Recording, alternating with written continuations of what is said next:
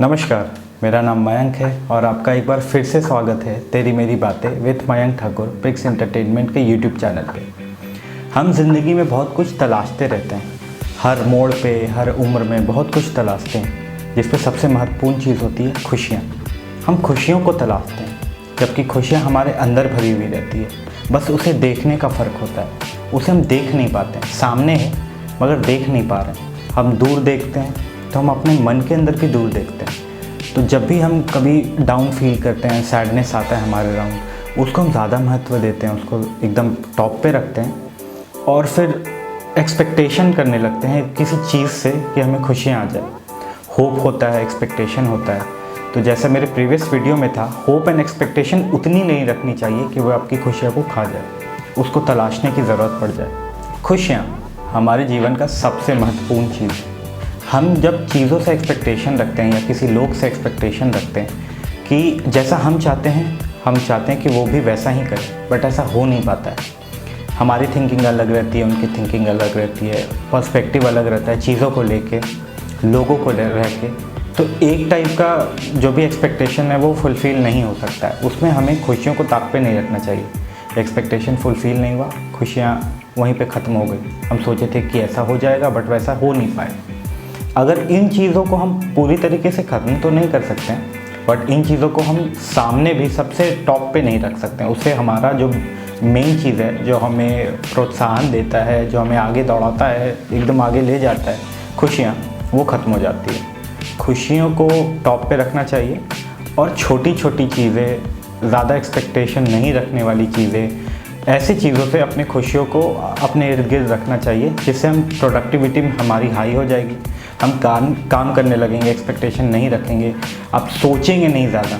सबसे ज़्यादा टाइम हमारा वेस्ट होता है सोचने में। हम सोचते हैं कि अगर ऐसा हुआ तो अच्छा होगा, ऐसा नहीं हुआ तो फिर क्या होगा, और क्या होगा को हम बहुत लंबे देर तक सोचते हैं, बहुत एक महीने साल तक। वो हमें डिप्रेशन में ले जाता है और आजकल के यंगस्टर में डिप्रेशन बहुत बड़ी प्रॉब्लम है।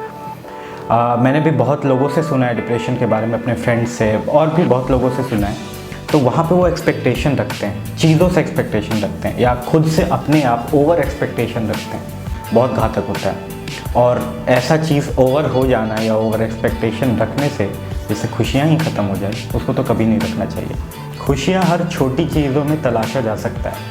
उनसे सीखिए जो एक दिन में सिर्फ 50 रुपये कमा रहा है और उस 50 रुपये में उसे आपके घर की सारी जो भी नीड की चीज़ें हैं वो लेनी है, बच्चों के लिए कुछ लेना है, खाने के लिए कुछ लेना है, और वो उस 50 रुपये को ही स्पेंड करके उसमें खुश रह पा रहा है। और कुछ लोग ऐसे भी होते हैं, मैं एक को कोट नहीं कर रहा हूँ, मगर कुछ लोग ऐसे होते हैं, कुछ क्राइटेरियाज़ ऐसे होते हैं जो कि पिज़्ज़ा बर्गर या कोई भी फूड खा रहे हैं, उसमें कुछ भी कमी आ जा रही है तो उस पर वो दुखी हो जा रहे हैं, वो उसमें खुश नहीं हो पा रहे हैं। वो स्पेंड कर रहे हैं उस 50 रुपये से, तो कहीं ज़्यादा ही मिलता है ये सब चीज़, तो उस पर स्पेंड कर रहे हैं, खुश नहीं हो पा रहे हैं। तो खुशियाँ एक छोटी सी चीज़ से भी पाई जा सकती है, बस हमें देरी लगती है उसको पाने में, उसको समझने में कि जो चीज़ है हमारे पास सफिशिएंट है आज के लिए, या जो छोटी छोटी चीज़ें हैं जिनको छोटी छोटी अमाउंट से बड़ा करके एक बड़ा चीज़ बनाएंगे, वो माइंडसेट हमें खुश रखेगा।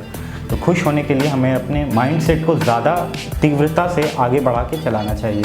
अगर आप रोड पे जा रहे हो, किसी से बिन मतलब का बहस हो गया, आप रिजॉल्व कर लो, क्योंकि बहस करोगे वो लंबा जाएगा, खिंचता जाएगा, उसमें खुशियों का तो खैर पता है ही नहीं, गुस्सा अलग आएगा, ये अलग ही चीज़ आ जाएगी। खुशियाँ, सैडनेस और एंग्रीनेस, जब गुस्सा और हावी हो जाता है ना तो कुछ नहीं सूझता है, तो उसके लिए भी खुशियाँ इंपॉर्टेंट है। तो खुशियों को हमें एकदम फॉरवर्ड में रखना है, काम करते रहना है, चलते रहना है, रुकना नहीं है। और खुश होकर कोई भी काम करेंगे ना वो जल्दी हो जाएगा। अगर खुशी नहीं हुई, उस काम को करने में मन नहीं लगा, तो फिर वो डिले होता रहेगा और उसके बाद फिर हम सैडनेस की ओर चले जाएंगे। तो नेक्स्ट टॉपिक में इसी से रिलेटेड एक और मस्त टॉपिक लाऊंगा। तब तक के लिए जय हिंद, जय भारत।